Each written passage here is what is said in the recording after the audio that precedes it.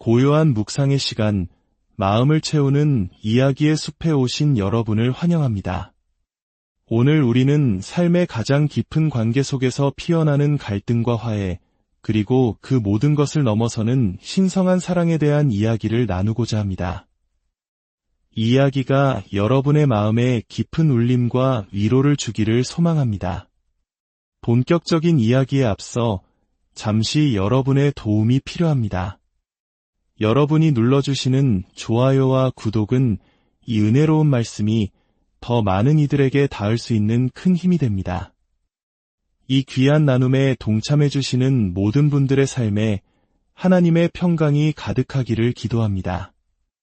우리 주변에서 열리는 결혼식을 한번 떠올려 볼까요? 특히 기독교 예식에서는 종종 특별한 순서가 있습니다. 바로 하나됨을 위한 촛불 의식입니다. 보통 단상 한 켠에 3개의 초가 놓여 있습니다. 양 옆에는 조금 작은 2개의 초가, 그리고 가운데에는 더 큰 하나의 초가 있죠. 예식이 시작되면 먼저 신랑의 부모님이 나오셔서 한쪽 초에 불을 붙입니다. 이 촛불은 단순히 신랑 한 사람을 의미하는 것이 아닙니다. 그가 자라온 가정 환경, 그가 배워온 삶의 방식, 심지어 갈등이 생겼을 때 소리를 지르는 편인지 아니면 차갑게 침묵하는 편인지와 같은 그의 모든 배경과 역사를 상징합니다.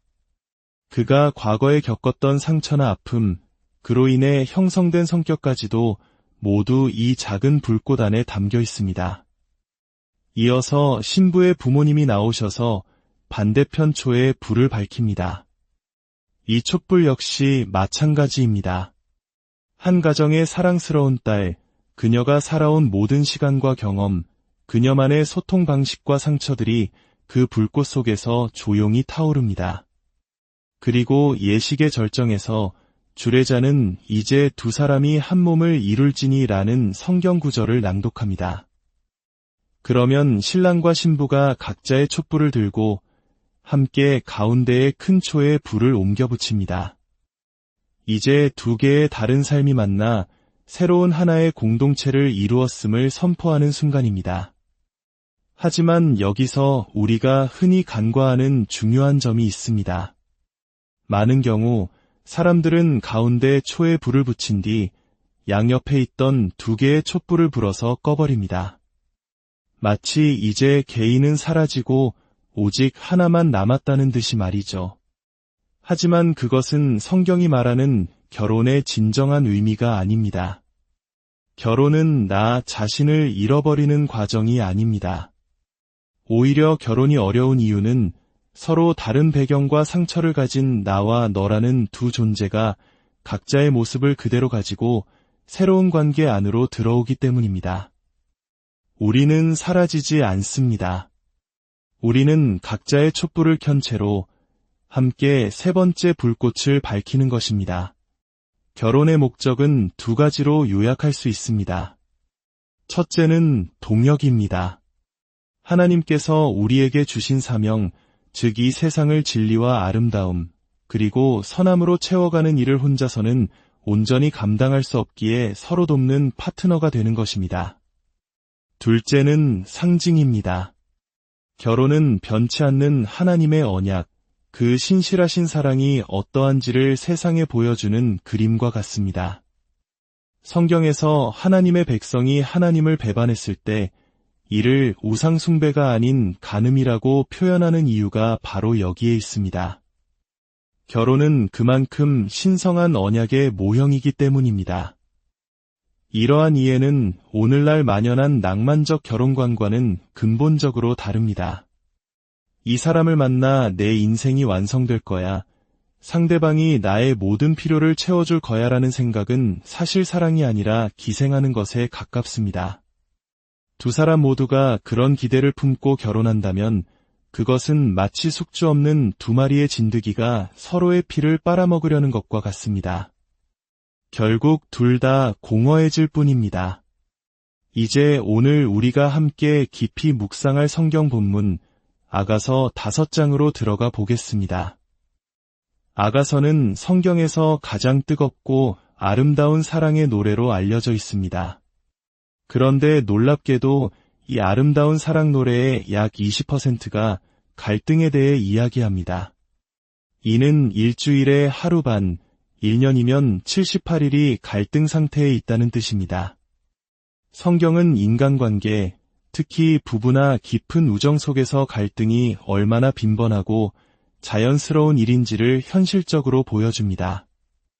이는 신학적으로도 당연한 일입니다. 우리가 그리스도인이 되는 순간 성경은 우리를 갓난아기라고 부릅니다. 그 순간부터 우리는 점진적 성화라는 기나긴 여정을 시작합니다. 지금의 제 모습이 10년 전과 다르고 10년 전의 저는 또 그 10년 전과 다른 사람인 것처럼 우리는 계속해서 성숙을 향해 나아가는 과정 중에 있습니다. 부부 역시 마찬가지입니다. 각자 다른 속도와 단계로 성숙해가는 두 사람이 함께 살아가니 갈등이 없을 수가 없는 것입니다. 그리고 바로 그 갈등을 건강하게 다룰 때 우리는 비로소 그리스도께서 원하시는 온전한 모습으로 자라갈 기회를 얻게 됩니다. 결혼하기 전까지는 자신이 얼마나 이기적인 사람이었는지 몰랐던 분들이 많을 겁니다. 갈등이라는 거울을 통해 비로소 나의 연약함과 교만함, 어리석음을 마주하게 되는 것입니다. 그리고 그 순간 우리는 그 상처를 끌어안고 성장할 것인지 아니면 마음의 문을 닫고 벽을 쌓을 것인지 선택의 기로에 서게 됩니다. 아가서 5장은 바로 그 갈등의 한복판에서 시작됩니다. 내장에서 지상에서 가장 관능적이고 아름다운 사랑을 나눈 신혼부부가 이제 현실로 돌아왔습니다. 5장 2절부터의 말씀입니다. 내가 잠들었으나 마음은 깨어 있었는데 문을 두드리는 소리, 내 사랑하는 님의 소리로구나. 나의 누이, 나의 사랑, 나의 비둘기, 나의 완전한 자여, 문을 열어다오. 내 머리에는 이슬이, 내 머리털에는 밤이슬이 가득하구나. 그러나 나는 대답했네. 나는 옷을 벗었으니 어찌 다시 입겠으며 발을 씻었으니 어찌 다시 더럽히겠소? 상황을 그려봅시다. 왕인 남편 솔로몬은 약속했던 시간보다 아주 늦게 일에 지쳤담에 젖은 채 집으로 돌아옵니다. 아내는 기다리다 지쳐 이미 잠자리에 들었습니다. 마음은 깨어 있었지만 몸은 피곤했죠. 남편은 집으로 오는 내내 사랑하는 아내를 떠올렸습니다. 달콤한 사랑을 나눌 기대에 부풀어 있었습니다.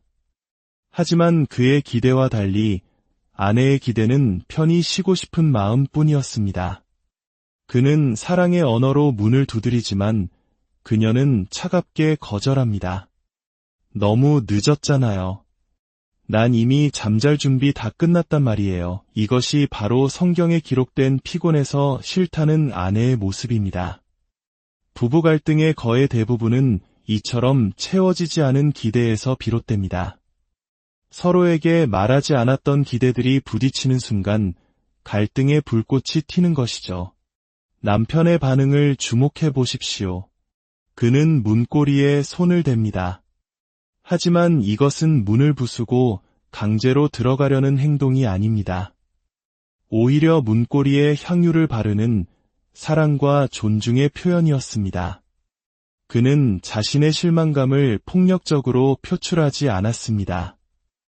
아내가 자유롭게 주지 않은 것을 결코 빼앗지 않았습니다. 형제 여러분, 이것을 기억하십시오. 아내의 마음과 몸을 얻는 유일한 길은 당신이 안전하고 기댈 수 있는 영혼의 안식처가 되어주는 것입니다. 힘으로 빼앗을 수 있는 권리는 당신에게 없습니다. 또한 그는 아내를 조종하거나 바꾸려 하지 않았습니다. 당신이 이렇게 해주면 나도 잘해줄게와 같은 방식은 그리스도의 사랑이 아닙니다. 예수님은 우리가 완벽하게 반응할 때만 우리를 축복하시는 분이 아닙니다. 오히려 우리가 가장 불완전하고 부족할 때에도 변함없는 사랑으로 다가오시는 분입니다. 남편은 자신의 좌절감을 아내에게 쏟아내는 대신 잠시 거리를 둡니다. 그는 정원으로 내려가 자신의 감정을 다스릴 시간을 갖습니다. 이는 상대를 벌주거나 조종하기 위한 냉전이 아닙니다. 자신의 날카로운 감정을 배우자에게 쏟아내기 전에 먼저 하나님 앞으로 가져가 기도하고 성찰하기 위한 건강한 거리두기입니다. 때로는 이처럼 잠시 멈추고 거리를 두는 것이 서로를 보호하는 지혜가 될 수 있습니다. 남편이 떠나자 아내의 마음이 움직이기 시작합니다.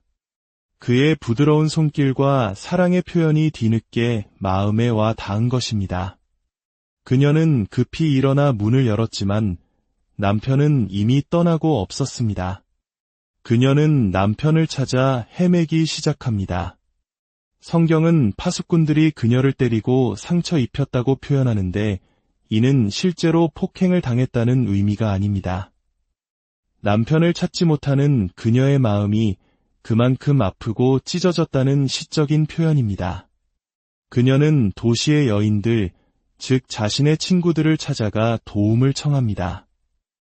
예루살렘의 딸들아, 너희가 만일 내 사랑하는 님을 만나거든 내가 사랑으로 병들었다고 전해다오. 그런데 친구들의 반응이 냉담합니다.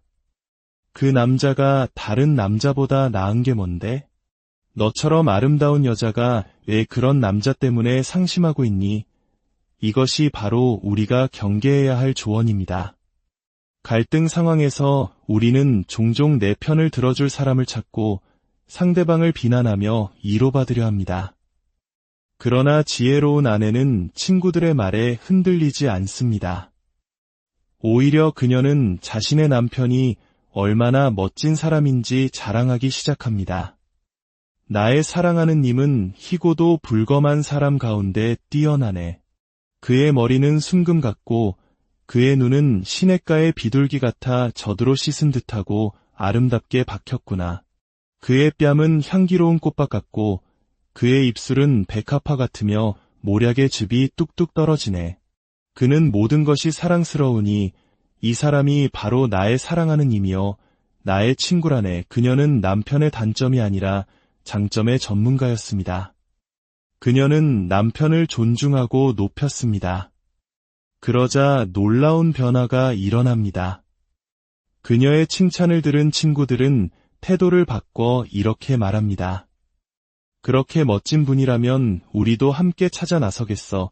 그녀의 지혜가 비난하던 친구들을 돕는 동역자로 바꾼 것입니다.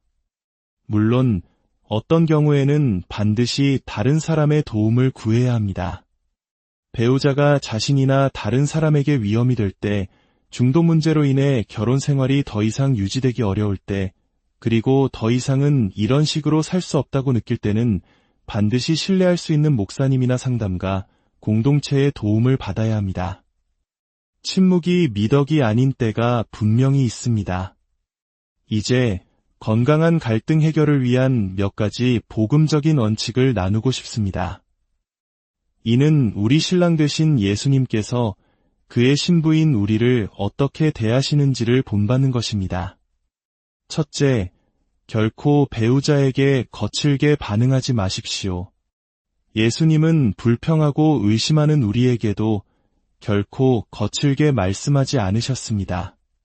둘째, 결코 분노나 좌절감으로 배우자를 만지지 마십시오. 남성에게 주어진 힘은 배우자를 보호하고 양육하기 위한 것이지 위협하고 지배하기 위한 것이 아닙니다. 아내는 남편 앞에서 결코 신체적인 두려움을 느껴서는 안 됩니다. 그것은 정상이 아니며 결코 아내의 잘못이 아닙니다. 셋째, 결코 배우자에게 수치심을 주려 하지 마십시오. 상처받았다는 이유로 상대에게 더 큰 상처를 주려는 것은 관계를 더욱 망가뜨릴 뿐입니다. 넷째, 결코 아이들 앞에서 싸우거나 아이들을 당신의 편으로 끌어들이지 마십시오.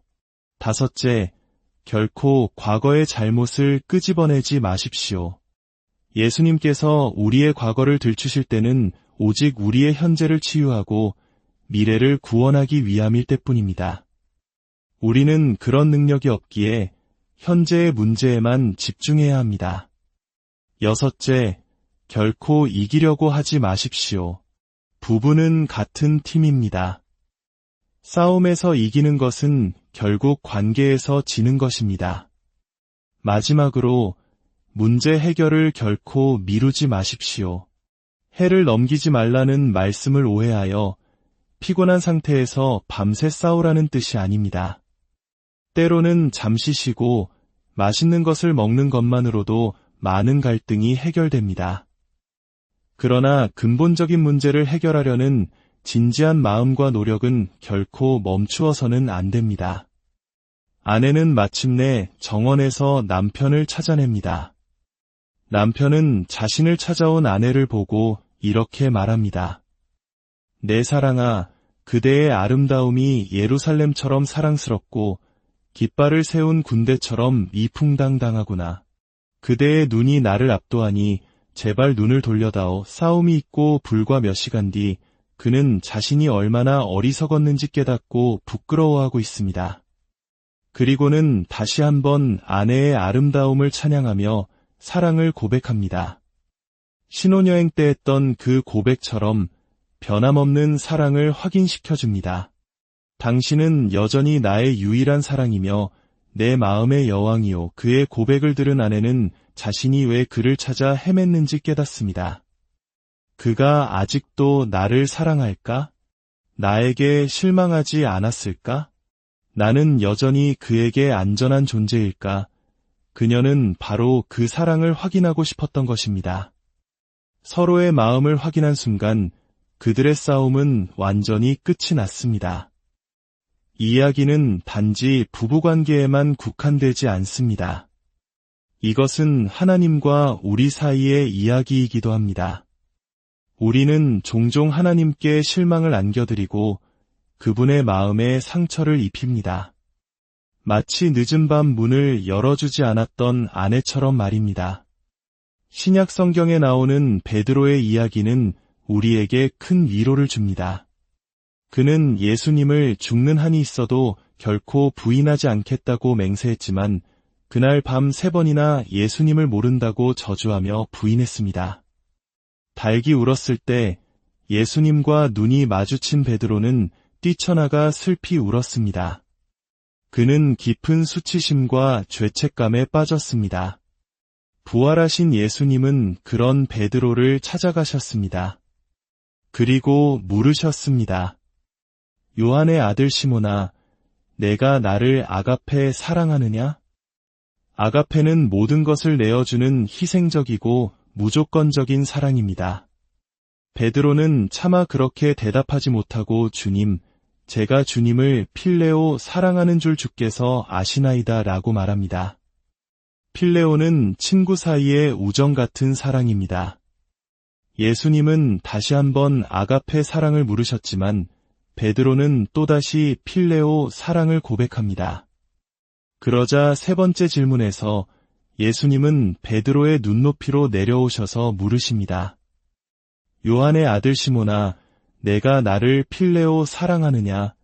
주님은 우리의 모든 것을 아십니다.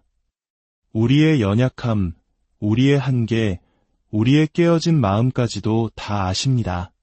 그리고 우리에게 완벽한 아가페 사랑을 요구하며 다그치시는 것이 아니라 우리가 드릴 수 있는 작은 필레오 사랑을 받기 위해 친히 내려오시는 분입니다. 오늘 당신의 모습은 어떻습니까? 어쩌면 당신은 하나님께 드릴 것이 깨진 조각들 뿐이라고 생각할지도 모릅니다. 그러나 괜찮습니다. 하나님은 완벽한 우리를 사랑하시는 것이 아닙니다. 우리의 깨어진 모습 그대로를 사랑하십니다. 그 깨진 조각들을 있는 그대로 주님께 가져가십시오. 주님, 지금 제가 드릴 수 있는 것은 이것뿐입니다. 이 연약한 모습 그대로 주님을 사랑합니다. 주님은 바로 그 모습 그대로 당신을 안아주시고 당신의 삶 속에서 놀라운 치유와 회복의 역사를 시작하실 것입니다. 갈등의 아픔 속에서, 관계의 어려움 속에서, 그리고 삶의 모든 연약함 속에서 우리를 끝까지 포기하지 않으시는 신실하신 하나님의 사랑을 신뢰하십시오. 아버지 하나님, 저희를 사랑하시되 끝까지 사랑하시는 그 놀라운 은혜에 감사드립니다. 때로 우리는 불완전하고 이기적이며 주님의 마음에 상처를 드리지만 주님은 결코 저희를 포기하지 않으시고 먼저 찾아와 주십니다. 저희 삶 속의 모든 깨어진 관계들이 주님의 사랑 안에서 회복되게 하옵소서. 갈등을 마주할 용기를 주시고 상대방을 비난하기보다 먼저 제 자신을 돌아보는 지혜를 주옵소서. 그리하여 우리의 모든 관계가 하나님의 신실하심을 드러내는 아름다운 증거가 되게 하여 주시옵소서. 이 모든 말씀, 우리를 위해 자신의 모든 것을 내어주신 예수 그리스도의 이름으로 기도합니다. 아멘. 주님의 평안이 여러분의 삶과 가정